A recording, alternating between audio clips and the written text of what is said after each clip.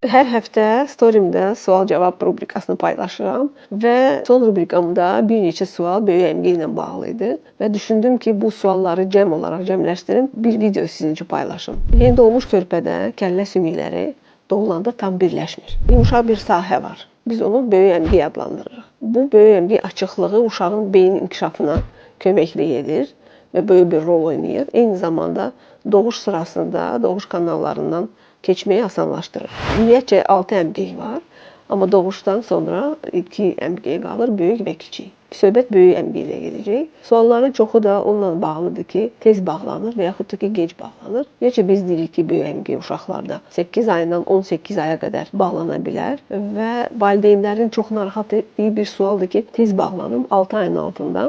Bu belə bir təhlükə deyil. Əgər uşaq inkişafı normaldırsa, bu genetik bir xüsusiyyətə bağlı ola bilər. Belə hallarda biz baş ölçüsünü dəyərləndiririk, inkişafına fikir veririk. Ehtiyac olsa bir neyrosonoqrafiya tövsiyə edə bilər.